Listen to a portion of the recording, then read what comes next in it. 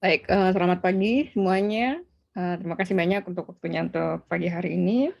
Di pagi hari ini kita akan belajar tentang very basic, yaitu pengantar ilmu ekonomi politik. Jadi setelah Anda menjadi semester ini, Anda belajar dua subjek ya yang berbeda, yaitu pengantar ilmu ekonomi politik dan kemudian negara pasar masyarakat. Di semester depan sepertinya Anda akan belajar pengantar atau introduction to international political economy, jadi ekonomi politik global. Jadi untuk semester ini pengantar buat Anda untuk memahami apa itu political economy. Jadi dasarnya ini dipakai untuk memahami nanti mata kuliah international political economy. Baik teman-teman semuanya, yang pertama Anda harus pahami bahwa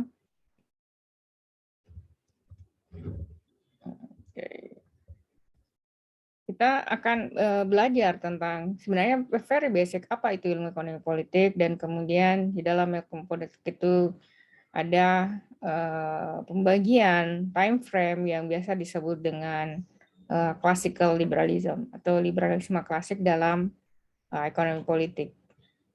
Sebelum kita memahami tentang apa itu classical liberalism dalam ekonomi politik, maka ada cukup penting buat kita memahami apa yang disebut dengan political economy. Jadi kalau Anda melihat definisi dari kalau Anda melihat definisi dari ilmu ekonomi politik, itu cukup memiliki distinction yang berbeda dengan international political economy. Kenapa? Karena kalau kita melihat bahwa kalau di dalam ilmu political economy, dia cenderung melihat subjek itu secara domestik. Jadi dia melihat satu subjek itu secara ini loh yang terjadi sekarang gitu di dalam lingkup nasional. Kalau kita berbicara tentang international political economy, maka yang kita lihat adalah keseluruhan integrasi aktor yang ada dalam political economy, which is termasuk negara dengan negara. Kalau kita bicara tentang political economy, kita melihat inside negara itu sendiri. Jadi dia lebih kepada arahnya dalam negara. Kemudian kalau international political economy, dia melihat kepada outside dari hubungan antar negara dan hubungan antar aktor, kemudian hubungan antara aktor di dalam negara yang kemudian saling mempengaruhi satu sama lain. Baik, jadi sebelum kita memahami apa itu political economy, ada beberapa hal yang bisa kita pahami bersama. My mouse is quite work it differently. Ya, jadi ada perbedaan pola pikir antara ekonomis dan politisi. Jadi there is the difference of way of thinking. Jadi ada perbedaan pola pikir antara bagaimana seorang ekonom dan politisi itu berpikir. Jadi secara sederhana, buat Anda yang kuliah di ilmu hubungan internasional, jadi di dalam ilmu hubungan internasional, ilmu politik itu sebenarnya ada dua perbedaan ya. Ada orang yang membedakan bahwa saya anak politik gitu, bukan anak HI gitu.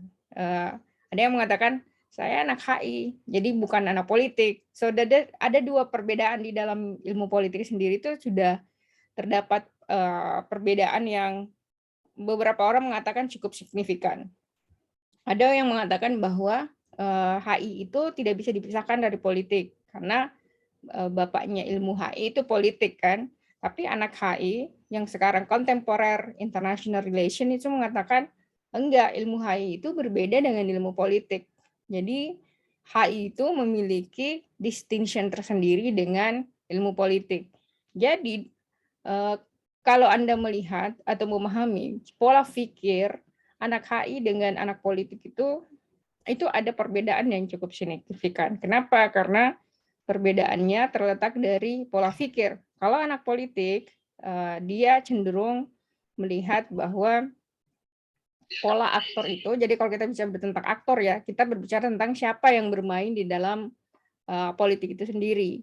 Kalau dia berbicara tentang politik, dia cenderung melihat lebih ke internal, dalam artian bahwa negara, kalau kita lihat pemetaan aktor dalam negara, dalam politik itu, siapa aktornya, biasanya dia lebih cenderung kepada aktor yang bermain dalam skop negara. Jadi dia kurang melihat pola hubungan antar aktor atau pemain negara dengan aktor di luar negara. Seperti misalnya kalau di dalam hubungan internasional, apa yang sebenarnya Anda pelajari dalam sebagai anak HI, yang Anda pelajari sebagai anak HI itu adalah pola hubungan, jadi pola hubungan antar aktor, baik itu negara dengan negara, kemudian negara dengan aktor non negara. Yang mana disebut dengan aktor non negara, termasuk seperti misalnya perusahaan multi MNC ya, multinational company.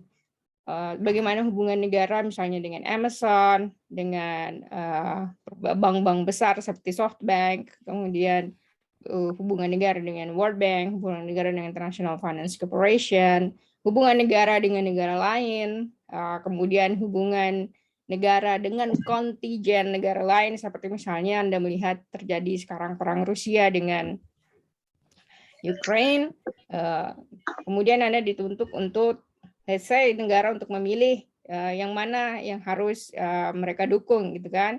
Nah, di situ belah permainan ilmu hubungan internasional. Oleh karena itu, biasanya ilmu hubungan internasional itu baru akan tren atau muncul kembali, akan naik podium kembali ketika kemudian terjadi perang atau terjadi konflik secara internasional. Seperti sekarang ilmu HI ketika terjadi perang Rusia dengan Ukraine, itu ilmu HI sekarang udah tren, udah kembali tren ya. Jadi ada masa-masa trennya. Kenapa? Karena semenjak krisis 2008 kemudian berlanjut dengan kita dalam krisis ekonomi sekarang, itu yang menjadi ilmu yang paling dominan atau lagi tren itu adalah ilmu ekonomi. Jadi ketika kemudian terjadi permasalahan ekonomi, maka muncullah tren ilmu ekonomi. Muncul kemudian permasalahan konflik antar negara, maka ilmu hubungan internasional kemudian kembali naik. Nah, kemudian pertanyaannya, kapan ilmu politik itu naik? Nah, ilmu politik itu dia bersifat domestik. Itu sebabnya Anda melihat analisis-analisis politik baru kemudian bermunculan ketika menjelang pemilu, atau ada kasus-kasus kasus politik yang besar. Nah, ini kembali kepada Anda sekarang, apakah Anda sebagai anak HI atau anak politik ingin membedakan pola pikir Anda dengan politik. Nah, tapi ada juga yang tadi saya bilang bahwa juga dari argumentasi yang mengatakan bahwa enggak kok, politik HI itu berbeda, sama aja. Oke, sekarang itu untuk international relation dan politik. Sebagai anak HI gitu, Anda harus, I don't know, isi all of you anak HI atau anak public policy, but basically you need to understand bahwa ada perbedaan pola pikir antar anak HI dengan politik. Begitu juga ada perbedaan pola pikir antara ekonom atau ekonomis dan politician. Jadi itulah kenapa munculnya ilmu ekonomi politik. Jadi apa yang disebut dengan biasanya ya, kalau ekonomis itu, atau mungkin Anda berteman dengan teman Anda yang mengambil mata kuliah atau jurusan di ilmu ekonomi atau departemen ekonomi, itu pola pikir mereka itu dengan dosen yang mengajar di sana, itu biasanya memiliki kecenderungan pola pikir yang berbeda. Kenapa? Karena instrumen yang dipakai, kemudian ilmu dan metodologi yang dipakai itu cukup berbeda dengan Anda yang kemudian belajar di ilmu sosial.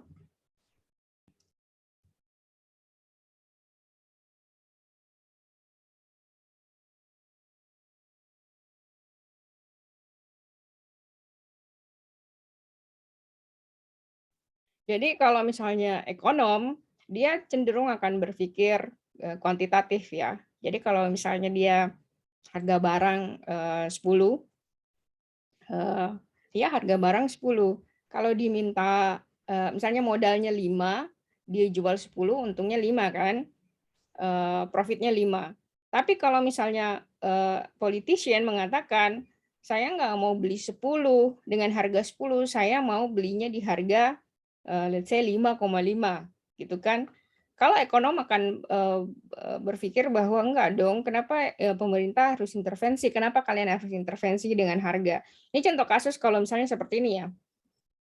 Kalau ekonom berpikir, mereka akan cenderung berpikir bahwa pasar itu dia, berinteraksi atau berfungsi sesuai dengan normanya sendiri.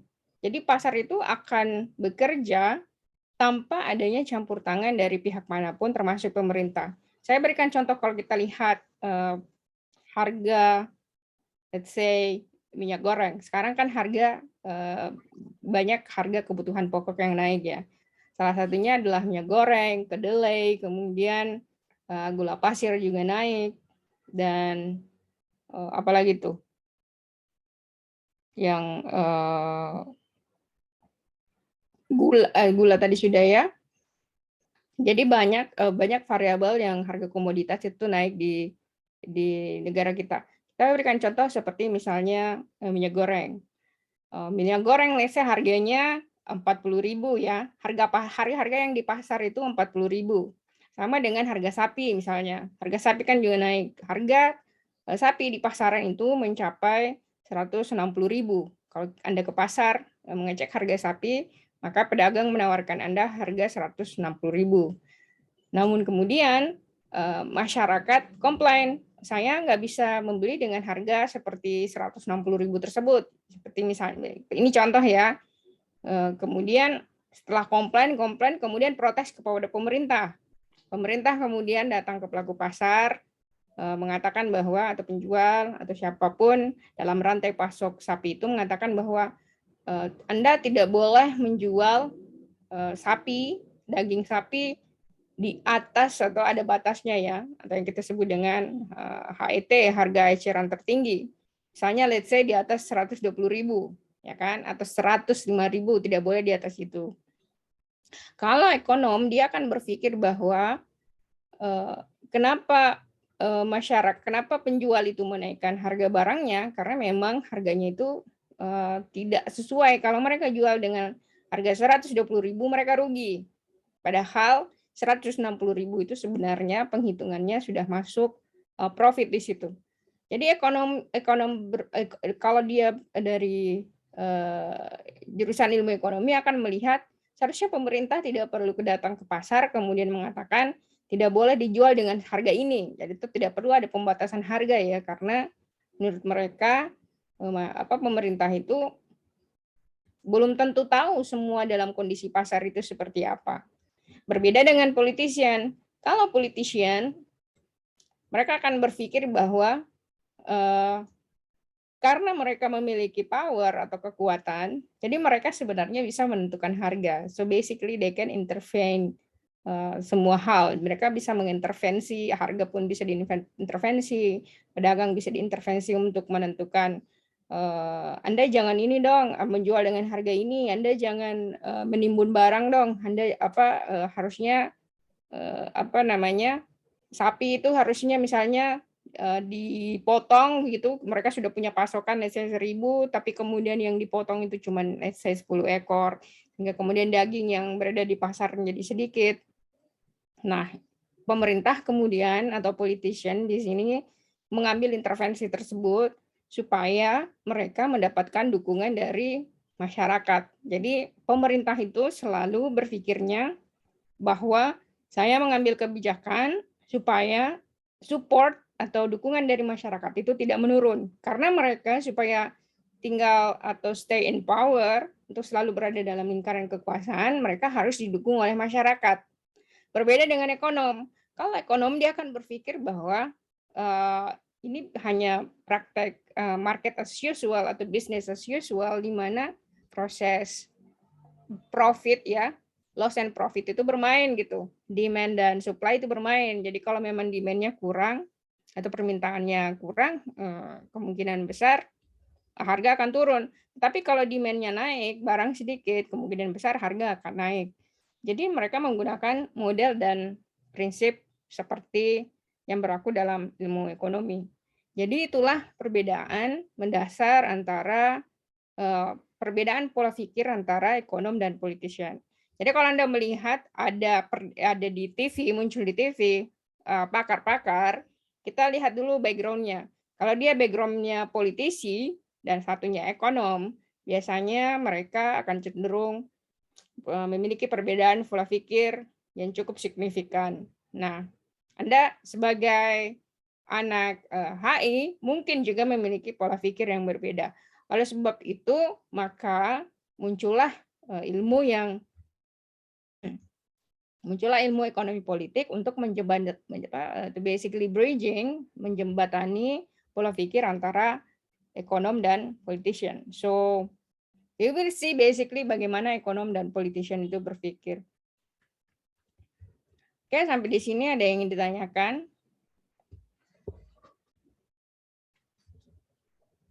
Kalau tidak, kita lanjut ya. Jadi, perlu Anda pahami bahwa ekonomi dan politik itu dulunya itu dibedakan dan diisolasi. Jadi subjek ilmu ekonomi dan subjek ilmu ekonomi politik itu dulunya dibedakan atau dipisahkan. Kemudian kemudian muncul pemikiran bahwa kalau mereka dibedakan berarti kita tidak bisa menggunakan ilmu ekonomi untuk memahami ilmu politik, dan kita tidak bisa menggunakan ilmu politik untuk memahami ilmu ekonomi. Jadi karena sangat terpisah, mau tidak mau, kita pahami bersama ya bahwa tidak ada satupun subjek di dalam hubungan negara itu yang tidak saling berhubungan. Jadi ekonomi dan politik itu merupakan subjek yang sangat erat kaitannya. Jadi kalau dia dipisahkan, akan susah untuk memahami ke subjek tersebut. Nah, political economy itu sebenarnya secara garis besarnya dibagi menjadi dua mazhab. Jadi mazhab pertama adalah English School, atau kalau Anda kuliah di Inggris, Anda akan memahami political economy itu dalam mazhab political economy English School. Kalau Anda kuliah misalnya di Amerika, maka Anda akan memahami political economy itu dalam perspektif American School. Ada dua perbedaannya. Kalau dia di English School, biasanya political economy itu akan berada di bawah Departemen Ilmu Politik dan International Relations. Jadi, ilmu political economy itu atau jurusan ilmu ekonomi politik itu biasanya berada di bawah Departemen Ilmu Politik dan Hubungan Internasional. Kalau di Inggris. Kalau di Amerika, biasanya political economy itu memiliki kecenderungan untuk berada di bawah Departemen Ilmu Ekonomi. Jadi, berarti terjadi perbedaan pola pikir yang cukup berbeda ya dengan antara political economy English School dan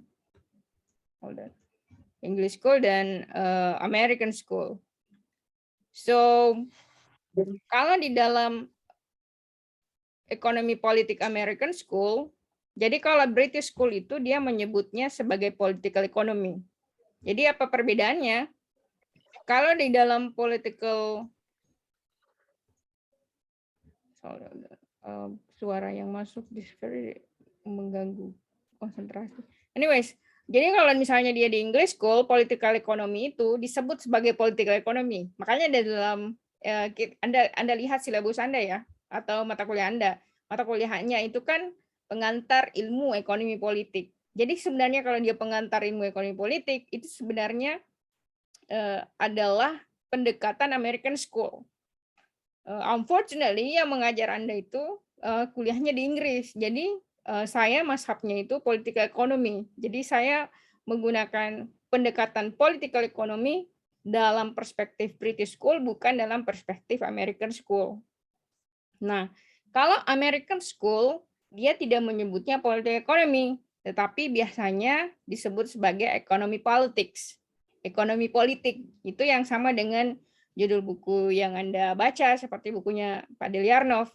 Kenapa Pak Deliarnov itu menulis judul bukunya itu ekonomi politik? Karena pada dasarnya beliau itu background-nya American School. Beliau pernah kuliah di Amerika. Maka pendekatannya itu akan lebih cenderung kepada pendekatan para scholars, akademisi yang ada di Amerika. Nah, American School itu juga menamakannya sebagai subjek ini economy and politics. Jadi economy politics and economy and politics.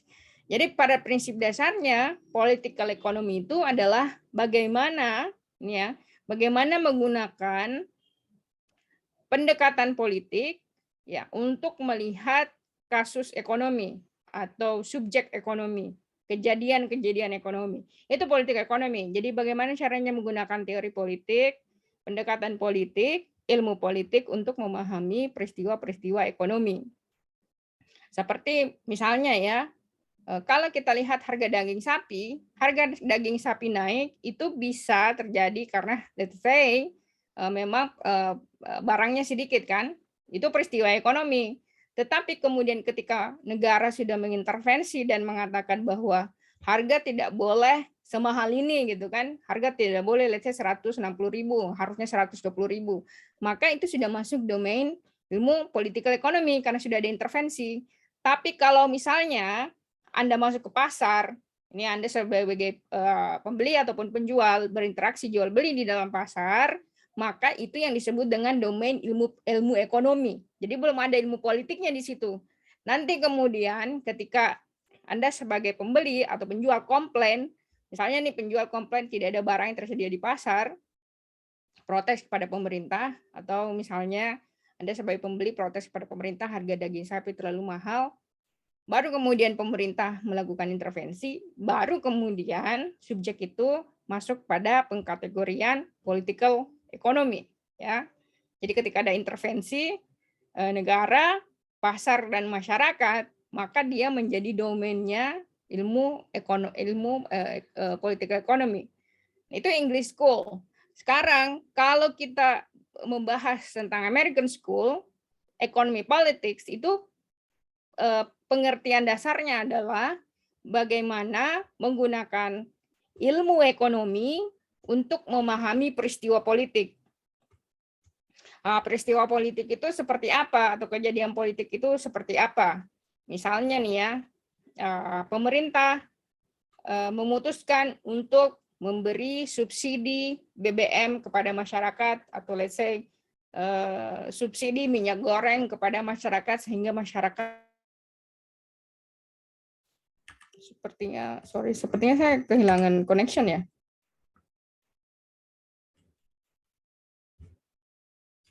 Am I losing my connection?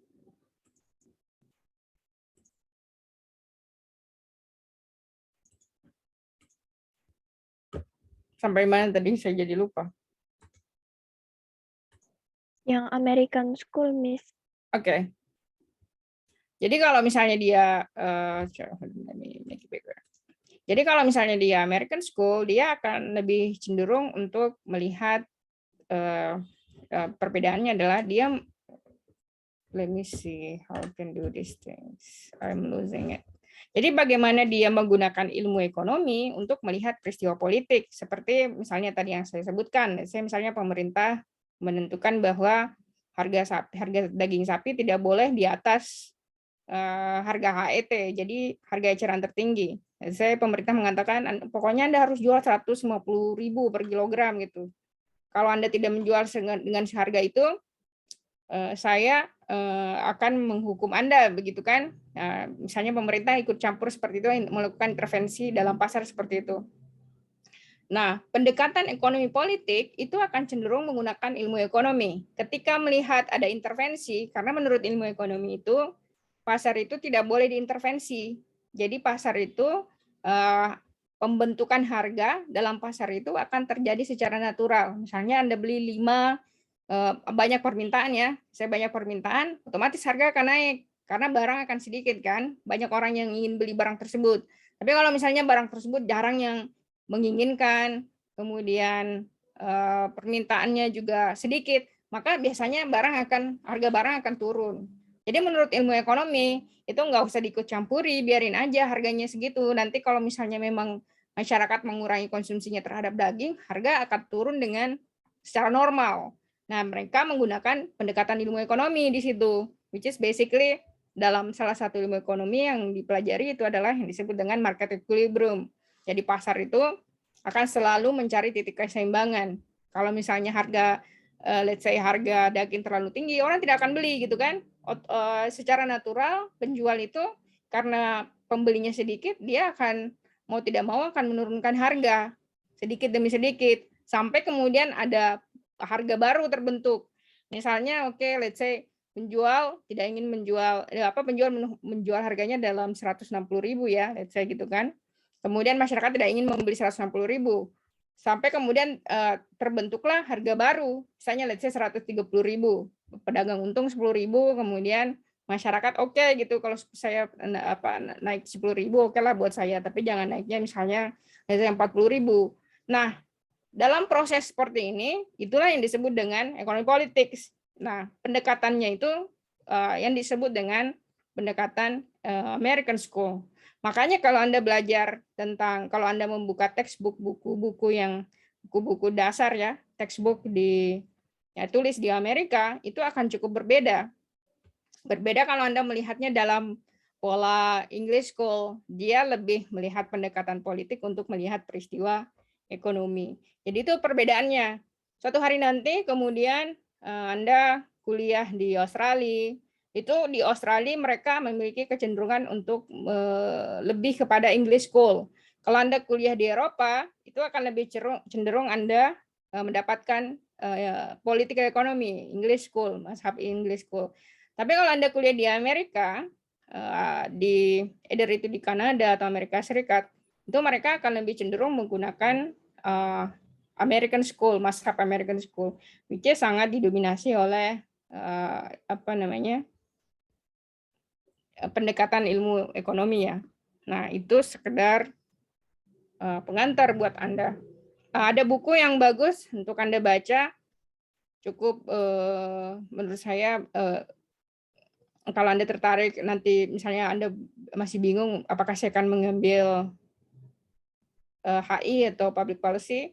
Nah, ada buku yang bisa membridging itu ya.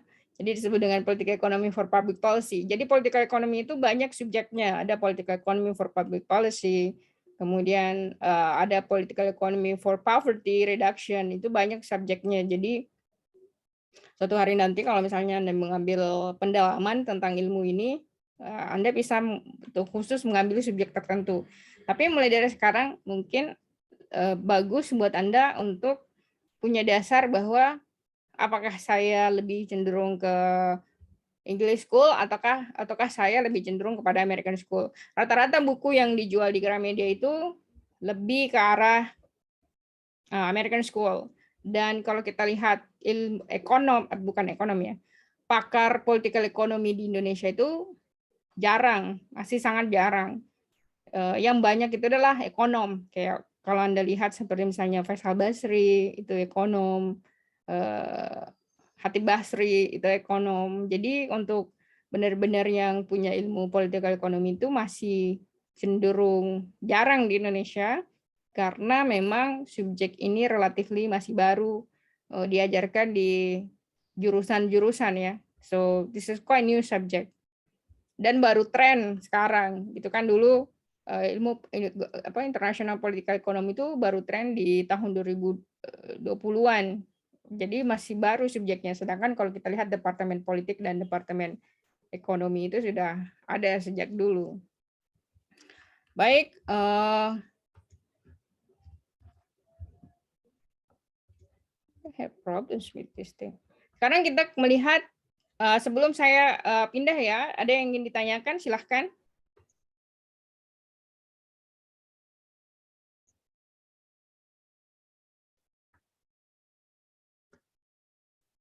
Kalau tidak ada, saya lanjut. Baik, terima kasih.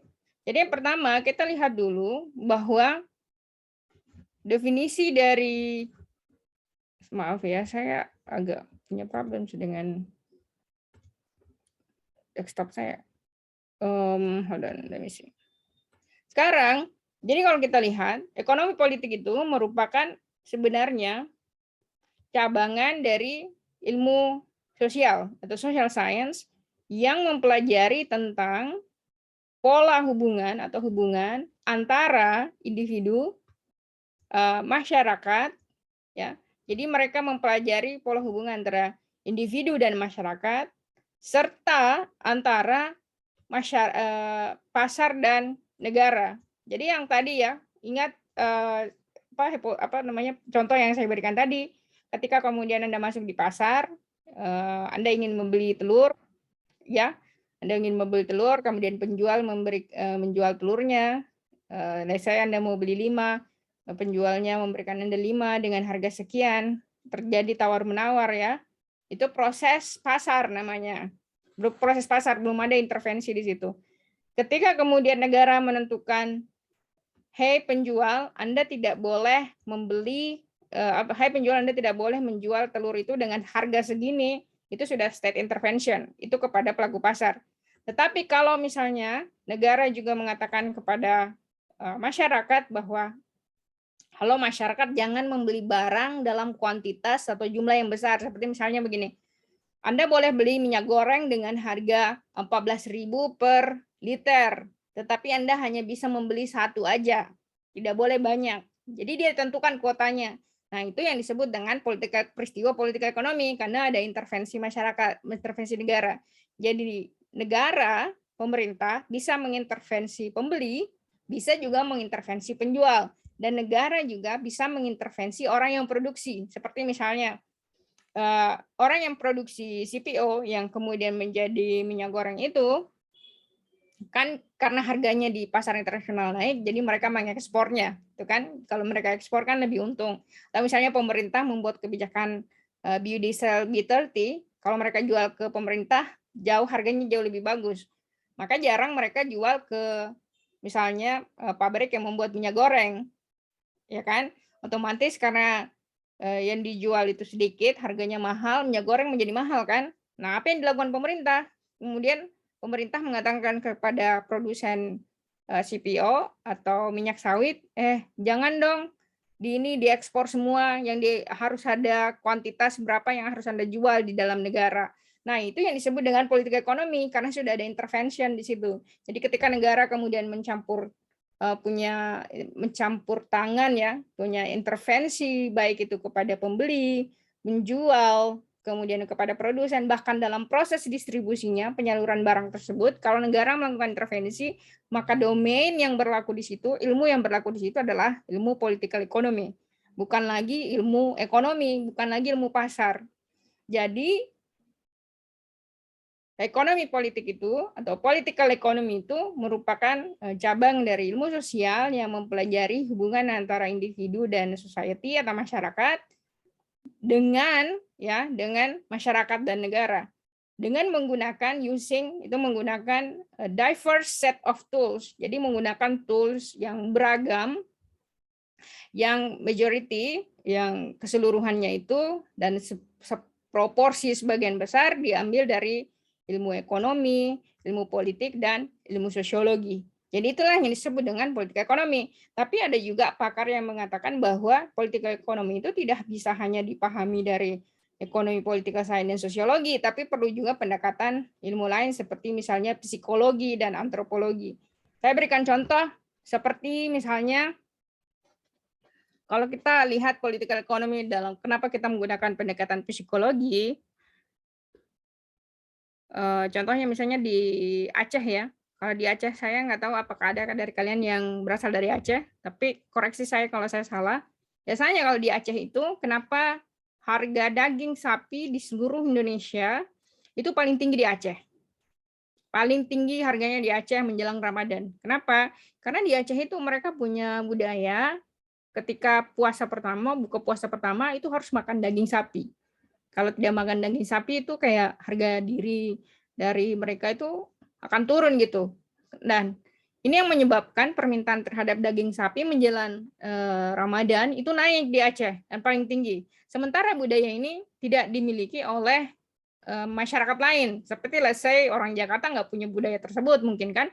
Orang Jakarta kan lebih suka makan ayam. Jadi yang terkenal di Jakarta itu kayak misalnya opor ayam. Sementara di sana yang terkenal dengan masakan daging sapinya. Nah, perbedaan pendekatan itu tidak bisa dipahami dengan pendekatan ilmu ekonomi, juga tidak bisa kita pahami dengan pendekatan political science, sedikit bisa kita pahami dengan sosiologi, tapi kita hanya bisa memahaminya dengan pendekatan psikologi. Oh, ternyata mereka lebih cenderung membeli barang ini karena memang ada faktor emosional di situ. Sama ketika kemudian contohnya adalah kenapa orang Indonesia suka banget dengan merek Honda. Itu kan apa yang menyebabkan orang ketika melihat Honda itu keren gitu kan. Jadi Honda di Indonesia itu punya vibe brand personality yang betul-betul kuat sehingga kemudian orang Indonesia itu kalau melihat mobil merek Honda itu seperti punya pemikiran bahwa Honda itu kuat, tahan lama, bagus, mewah. Dia punya persepsi itu. Berbeda dengan misalnya kemudian dengan Toyota dan Suzuki. Nah, itu bisa dipahami dengan menggunakan pendekatan ilmu psikologi.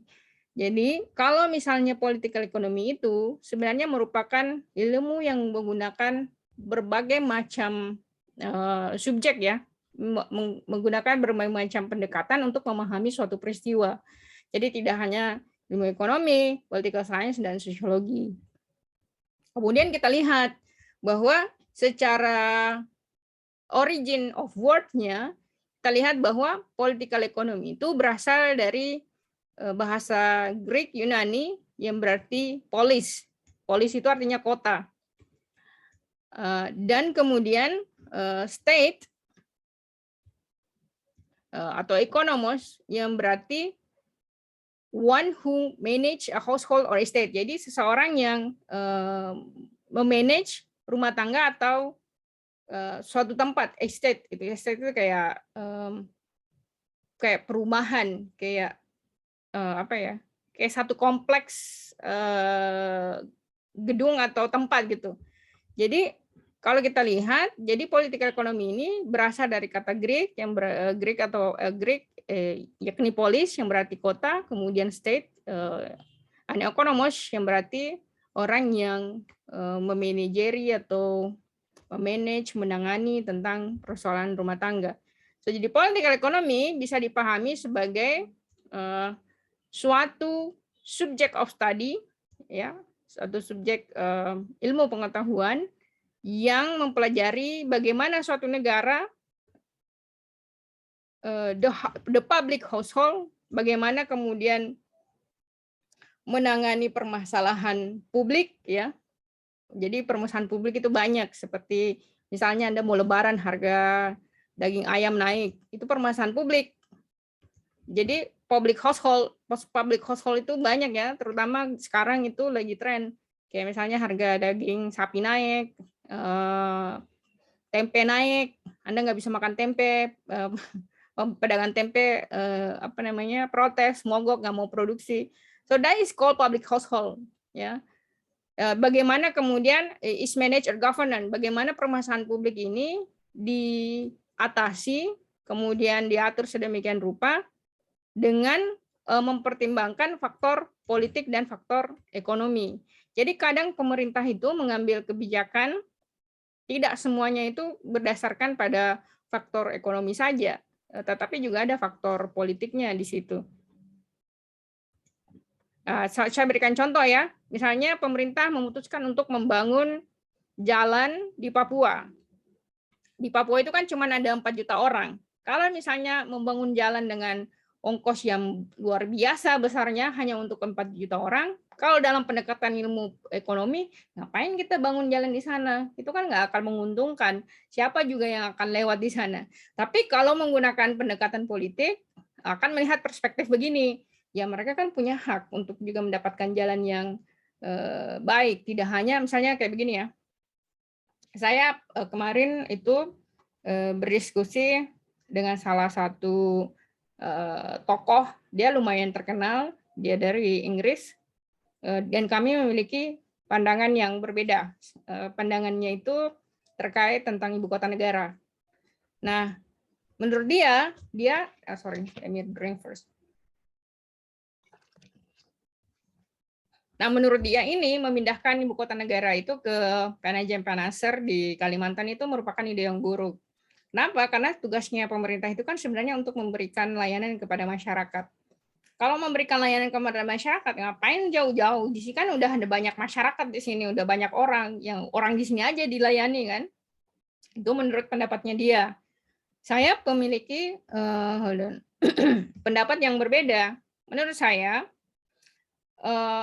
selama ini Jawa sudah menikmati seluruh, mungkin karena kalian dari Jawa ya, dan kebetulan saya berasal dari Sulawesi Selatan, dan bagian proporsi kebanyakan penelitian saya itu ada di Indonesia Timur, di Maluku, Papua. Nah, menurut saya Jawa itu sudah menikmati pembangunan itu sudah cukup lama, terlalu lama. Sehingga kemudian kalau Anda ke Maluku, Anda ke Papua, Anda ke Sulawesi, Anda akan melihat gap pembangunan yang sangat jauh sekali. Jawa sangat maju, sementara kemudian Anda masuk di Papua. Kemarin saya dari Manokwari akhir tahun 2021 ya, di bulan Desember, itu kalau mau menelpon itu harus naik gunung-gunung dulu, mendaki gunung dulu baru dapat sinyal, baru bisa menelpon. Jadi mereka juga punya, menurut saya ya, itu mereka juga punya hak untuk mendapatkan fasilitas dan akses seperti orang yang ada di Jawa gitu. Dan kalau kita hanya berpikir tentang profit atau keuntungan, oke, kita bangun misalnya station atau mercusuar sinyal di sana gitu kan. Secara hitungan ekonomis tidak akan menguntungkan karena orangnya sedikit gitu kan. Jadi kalau orangnya sedikit kan yang beli juga sedikit. Tapi kalau cuman berpikir seperti itu, maka akan ada beberapa wilayah di Indonesia yang kemudian tidak tersentuh oleh pembangunan karena pendekatan pola pikirnya adalah sangat ekonom. Ini tidak menguntungkan. Jadi mereka pengennya bisnis as usual. Nah, itu perbedaan pola pandangnya.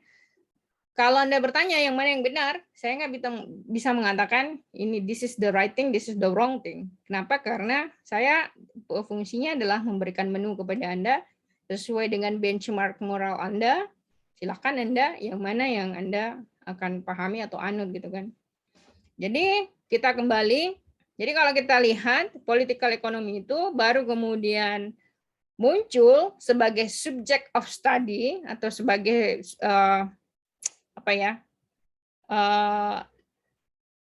subjek pelajaran atau benar-benar kalau kita lihat menjadi pertimbangan untuk dipelajari lebih lanjut itu muncul pada pertengahan abad ke-18. Ya, itu merupakan reaksi dari pendekatan merkantilisme. Kalau Anda lihat merkantilisme itu dia muncul di Prancis. Kenapa merkantilisme itu muncul di Prancis? Sebenarnya Adam Smith itu pernah kuliah di Prancis juga. Dan merkantilisme itu melihat bahwa sumber kekayaan itu hanya bisa didapatkan kalau kita berdagang.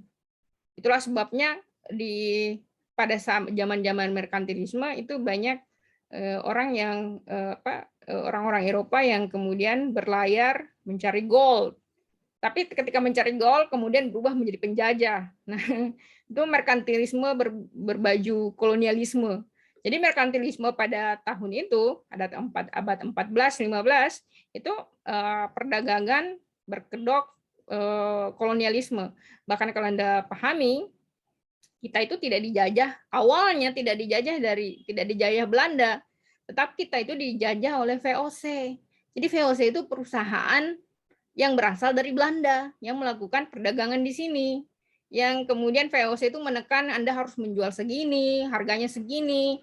Dia beli dari rakyat dengan harga murah sekali, memaksa orang untuk bekerja, kemudian hasil produksinya itu diambil dengan harga murah, bahkan tidak dibayar sama sekali. Itu yang menjajah itu VOC perusahaan. Jadi kita Indonesia itu awalnya dijajah oleh perusahaan, bukan negara.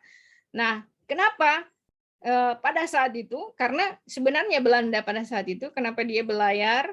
Ya, dia pengen mencari rempah-rempah. Jadi dia ingin mencari sumber barang, kemudian yang dia bisa dikembalikan ke dalam negaranya, kemudian dijual. Jadi sebenarnya mereka ingin berdagang, tapi karena keenakan menjadi kemudian penjajah di negara tersebut.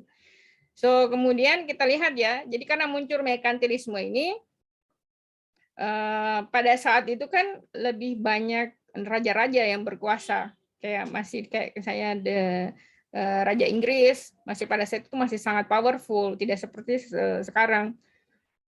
Kemudian ketika Scottish philosopher seperti misalnya Adam Smith ya, jadi Adam Smith itu dia orang Scotland, namun kemudian menjadi penasehat raja ya. Di tahun 1923 kemudian muncul juga David Hume, kemudian French economist seperti misalnya Francis Cuney, yang kemudian memulai untuk menggunakan pendekatan subjek ini lebih secara sistematis daripada dipisah-pisahkan. Jadi sebelum Adam Smith, sebelum David Hume, sebelum Francis Cuney, itu ilmu ekonomi dan ilmu politik itu dipisahkan. Jadi kalau ada orang yang mengatakan bahwa Adam Smith is ekonom, itu belum tentu benar, karena ternyata Adam Smith itu adalah tokoh ekonomi. Kalau kita Adam Smith ya itu kan terkenal banget ya, bapak ilmu ekonomi yang kemudian secara sistematis menggunakan pendekatan ilmu politik dan ekonomi. Jadi sudah menggabungkan kedua subjek ini. Kalau baca bukunya The Wealth of Nations, itu tidak semuanya di dalam bukunya Adam Smith The Wealth of Nations itu mengunsur unsur ekonomi semua. Ternyata di dalam bukunya itu juga banyak unsur politiknya. So when people say Adam Smith is economician, berarti mungkin dia belum baca bukunya ya, belum baca basicnya Adam Smith itu benar-benar apakah dia economician atau political economy gitu. Jadi kalau dia originnya punya Adam Smith itu sebenarnya memiliki origin politik ekonomi menggunakan pendekatan ini, maka kita bisa mengatakan bahwa DNA dari ilmu ekonomi politik itu atau political economy itu berada di Inggris. Kemudian ilmu itu menjadi persebaran ke negara-negara lain. Baik, seperti itu. Ada yang ditanyakan sampai di sini, silahkan.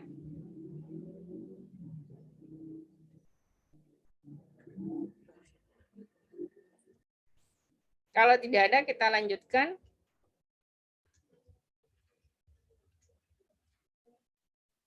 Jadi sampai di sini Anda harus bisa memahami ya bahwa ekonomi dan politik itu merupakan subjek yang berbeda. Jadi ketika kemudian dia digabungkan, dia menjadi politik ekonomi. Tapi Anda harus memahami bahwa bedakan kalau kemudian Anda berpikir sebagai political economy English school atau ekonomi politik dari American school. Baik. Jadi kita sekarang melihat ide-ide dalam ilmu ekonomi. Jadi kalau dalam ilmu ekonomi itu ada 3 hal yang sering menjadi, sebenarnya kalau ekonomi itu bagaimana sih pola pikirnya? Ada 3 hal sebenarnya di dalam ilmu ekonomi itu yang menjadi pertanyaan utama. Jadi subjek utama yang dipelajari dalam ilmu ekonomi itu ada 3 hal. Let me drink first.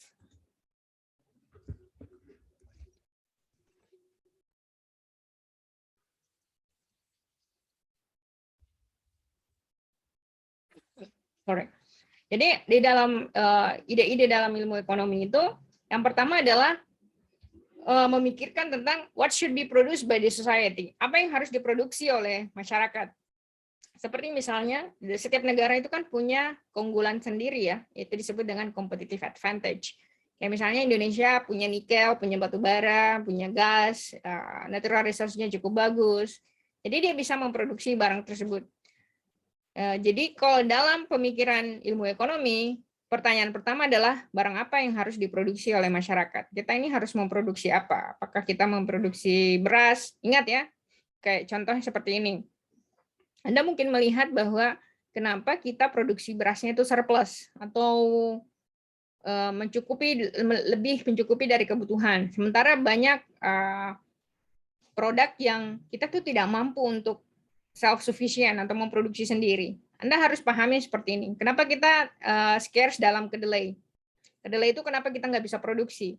Ingat, lahan untuk menanam kedelai dengan lahan untuk sawah itu biasanya sama, ya kan? Jadi kalau Anda menanam padi di situ, Anda tidak bisa menanam kedelai, ada seasonnya kan? Kalau kemudian Anda memaksakan kita harus memproduksi kedelai semua, berarti proporsi kita untuk menanam padi itu harus dikurangi karena kita tidak memiliki lahan yang cukup luas untuk menanam tersebut.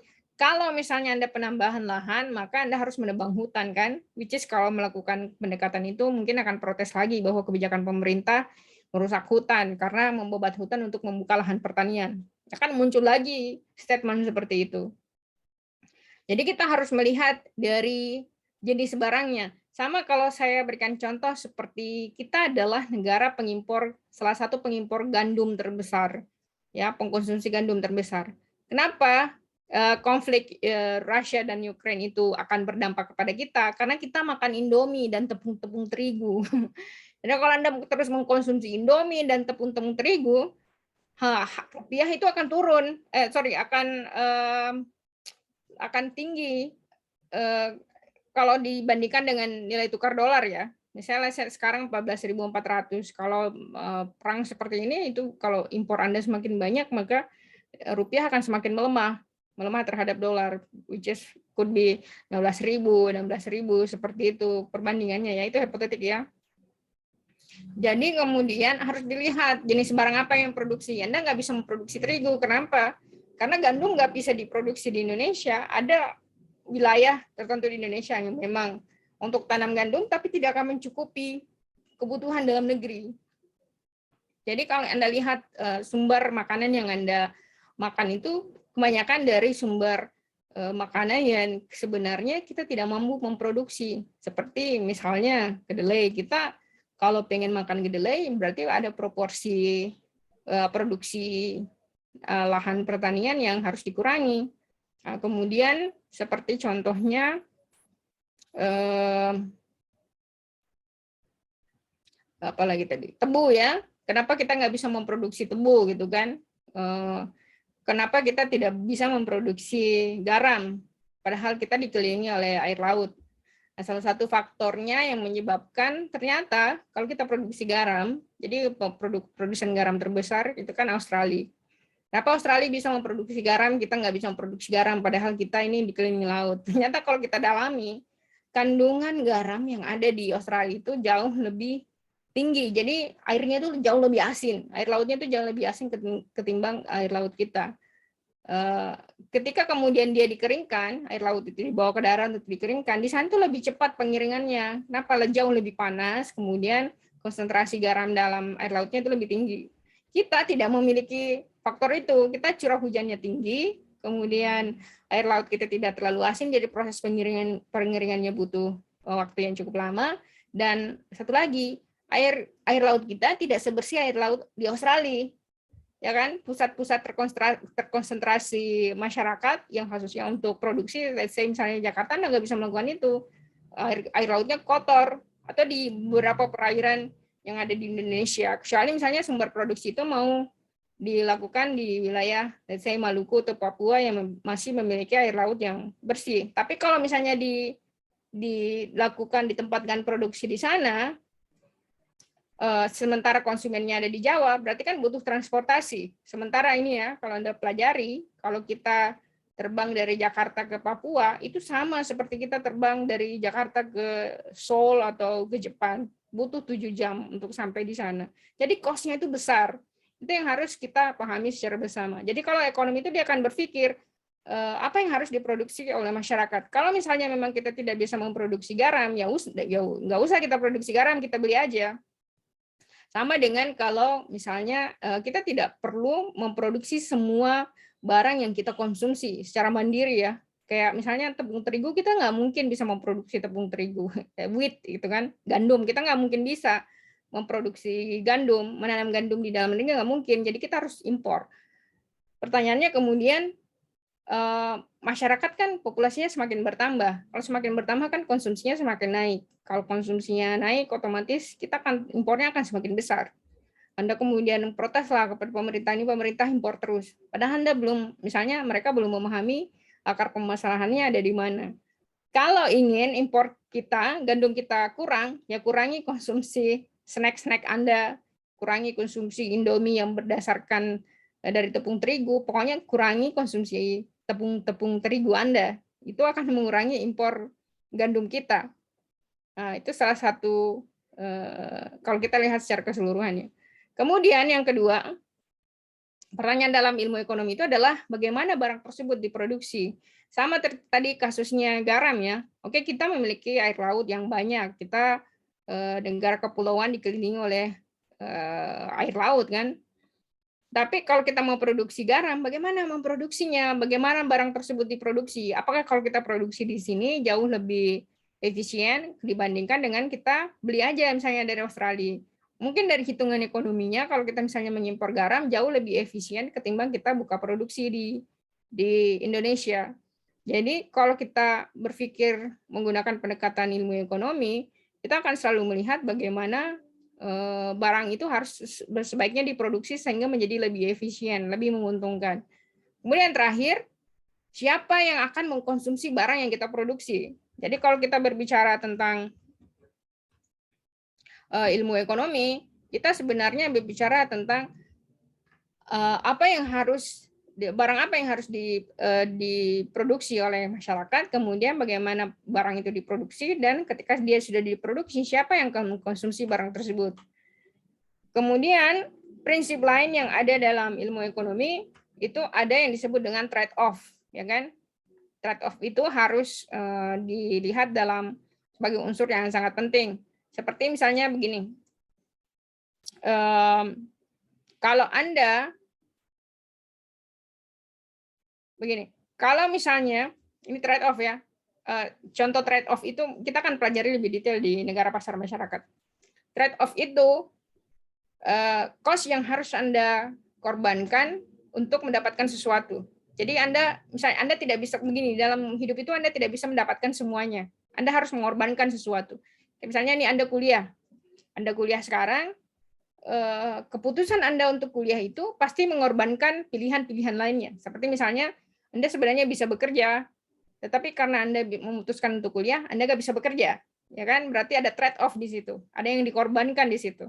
Sama dengan dalam peristiwa ekonomi, contohnya misalnya menaikkan pajak korporasi. Jadi kalau perusahaan itu dinaikkan pajaknya tinggi, atau pajak individu dinaikkan, maka kemungkinan besar kalau pajaknya tinggi, konsumsi negara yang akan naik. Jadi ketika pajak itu kan kita dipajaki ya oleh negara, pajaknya tinggi, uangnya kan akan kembali ke negara. Tapi kalau misalnya dampaknya ke kita, ya kalau pajaknya tinggi, kita kan mengurangi konsumsi.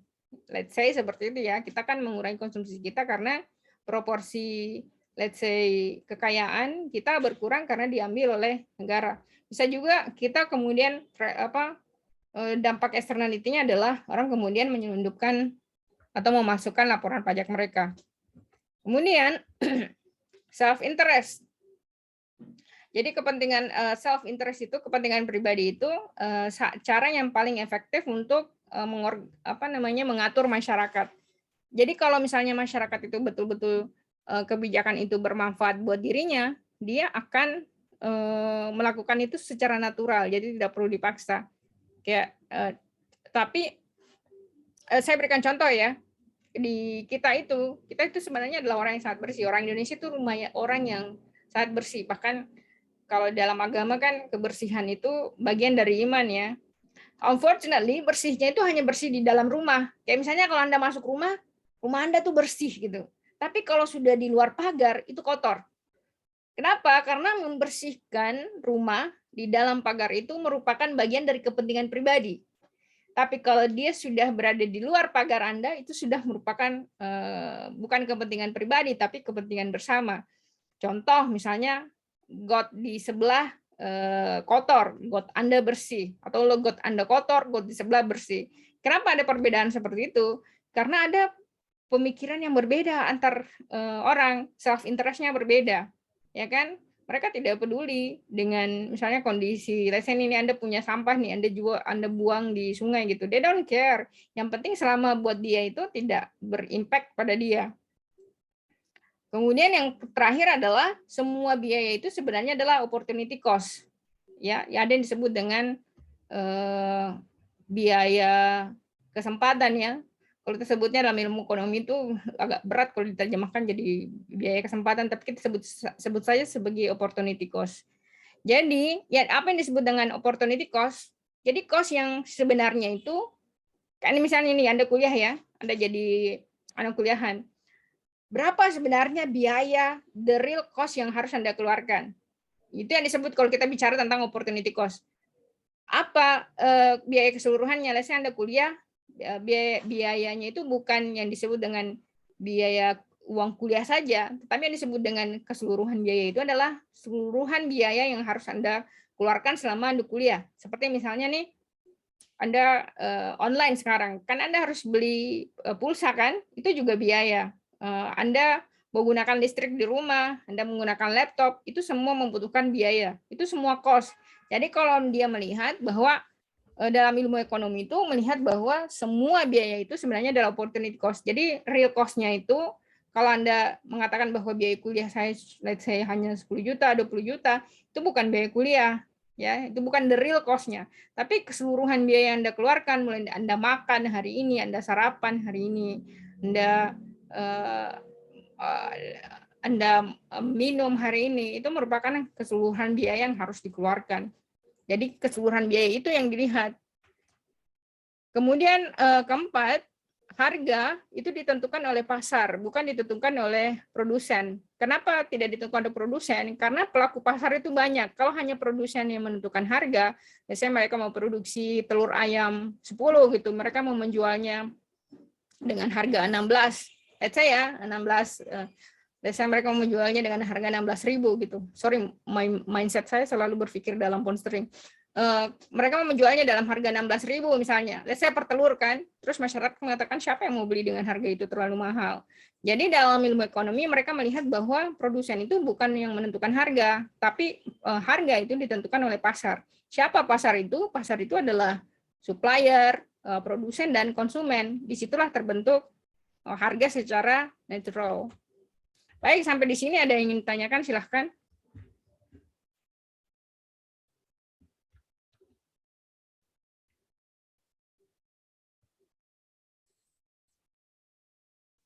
Kalau tidak ada, kita lanjut bagian politik ya. Baru kemudian kita akhiri pertemuan pagi hari ini. Sekarang kita pindah ke politik. Nah, apa itu politik? Sebagai anak politik, Anda pasti tahu bahwa politik itu sangat identik dengan kekuasaan. Jadi kalau kita lihat definisinya, seperti misalnya Laswell mendefinisikan who gets what, when, and how. Siapa yang mendapatkan apa, kapan, dan bagaimana. Itu politik. Kemudian politik juga didefinisikan sebagai the struggle of power gitu loh. Bagaimana menjaga kekuasaan itu tetap ada, tetap seperti contoh begini ya. Mungkin pemerintah sebenarnya tidak sanggup untuk memberikan subsidi, tetapi kalau dia tidak memberikan subsidi, masyarakat akan protes. Kalau dia masyarakat protes, secara keseluruhan, secara besar-besaran, kan dia bisa kehilangan kekuasaan. Jadi bagaimana dia memaintain kekuasaan tersebut, itulah politik. Kemudian the art of science of government, bagaimana seni pemerintahan, kemudian the socialization of conflict, bagaimana sosialisasi dari konflik tersebut. Bisa juga dipahami sebagai pola patterns of power atau pola kekuasaan, rule pemerintahan dan otoritas. Jadi semua yang berhubungan dengan negara, kekuasaan itu berada di dalam domain politik. Kemudian the science of states atau ilmu pemerintahan, di ilmu negara, the authoritative allocation of value, siapa yang akan mendistribusikan barang, siapa yang akan mendapatkan barang, sama dengan tadi yang memproduksi minyak goreng kan produsen CPO ya, minyak sawit. Tapi kemudian pemerintah memberikan kebijakan bahwa 20% proporsinya harus dijual misalnya di dalam negeri, 80%-nya silahkan Anda ekspor. Kemudian diberikan harga terendah, tapi kalau mau beli barang tidak boleh misalnya lebih dari 2 liter. Kemudian juga dipahami sebagai pure konflik atau jadi kalau politik itu jadi begini, orang yang tergantung Anda mau memahami dengan definisi dari mana ya, politik itu selalu didefinisikan dengan konflik. Jadi ketika ada konflik pasti politik di situ. Politik itu selalu didefinisikan saya melawan dia. Jadi makanya muncul tidak ada teman, tidak ada lawan di dalam politik, tidak ada teman di dalam politik ya. Semuanya itu digantungkan pada kepentingan. Ada juga yang mengatakan bahwa tidak ada teman dalam politik, semuanya lawan. Jadi tergantung Anda mau melihatnya dari perspektif mana. Kemudian ada juga yang mendefinisikan the conciliation and conflicting interest. Jadi bagaimana perbedaan kepentingan itu difasilitasi melalui kebijakan publik. Misalnya peternak sapi dia ingin sebenarnya memproduksi sapi yang banyak, tetapi karena pakan ternaknya mahal, jadi mereka biaya kosnya tinggi. Sementara pemerintah mengatakan bahwa Anda tidak boleh menjual dengan harga ini. Kalau mereka menjual dengan harga itu, mereka rugi. Nah, itu yang disebut dengan the conciliation conflicting interest. Jadi setiap produsen punya interest sendiri, masyarakat punya interest sendiri, pemerintah juga punya interest sendiri. Jadi itu dijembatani melalui kebijakan publik.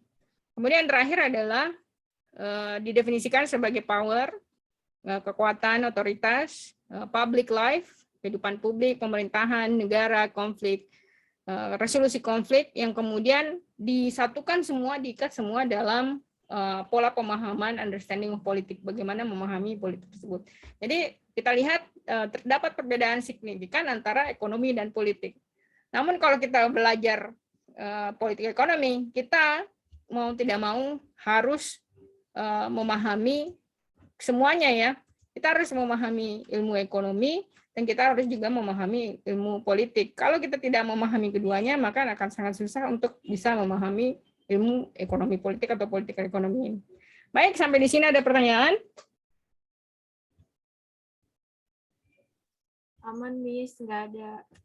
Baik, kalau tidak ada, kita cukupkan pertemuan untuk pagi hari ini.